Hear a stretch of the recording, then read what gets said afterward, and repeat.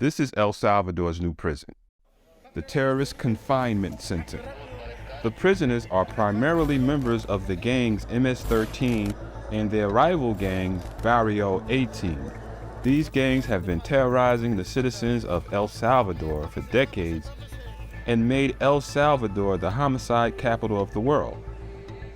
In 2015, this country of 6.3 million people had a homicide rate of 105 homicides for every 100,000 people.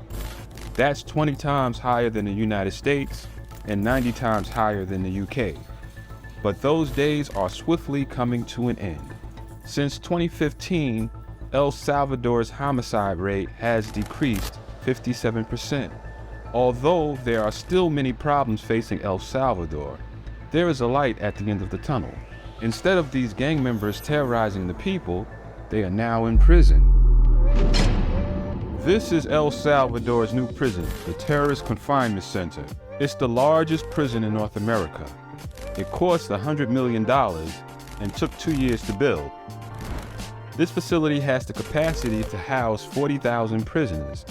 There's no recreation facilities here, no yard, no gym, no mattresses, and if they don't follow the rules, they get sent to solitary confinement where they won't see the light of day.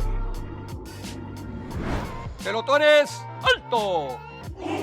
En guardia! En avanzada! The driving force behind this crackdown on the gangs and the construction of this prison is the president, Nayib Bukele. Elected in 2019, he enjoys a 91% approval rating, the highest of all Latin American leaders. So how does a country garner the support and resolve to create this type of system?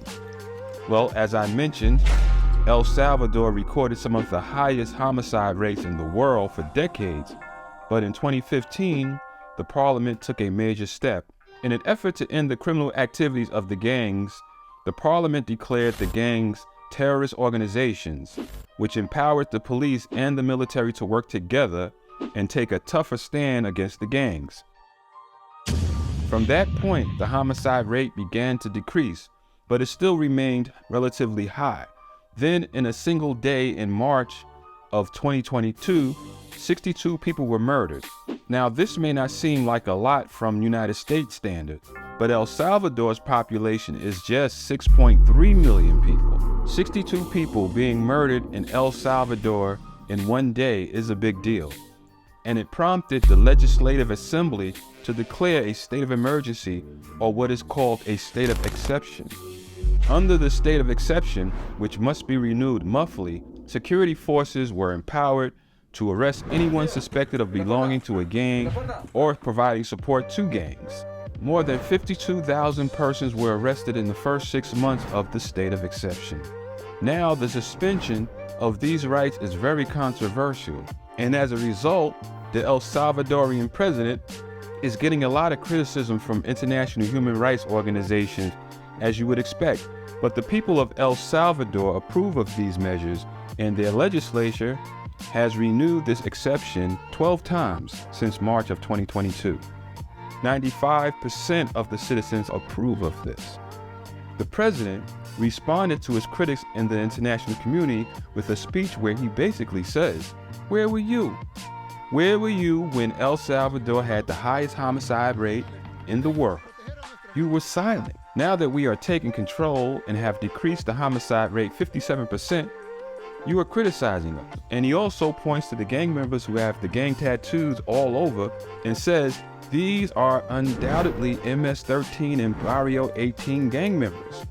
And not only has El Salvador declared these gangs terrorist organizations, but the United States has also declared them terrorist organizations. He says to the international human rights organizations and his international critics that if you care so much about these criminal gang members, then come and get them. You can have them. To which their response is crickets. Upon its opening, 800 officers were assigned to the Terrorist Confinement Center. I would assume that more will be assigned as the population grows, but if there are limited services for the inmates, then the amount of officers in a traditional jail would not be needed. So I just wanted to give you a look at what's happening in El Salvador.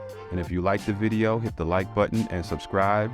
And until next time, as always, peace and stay safe.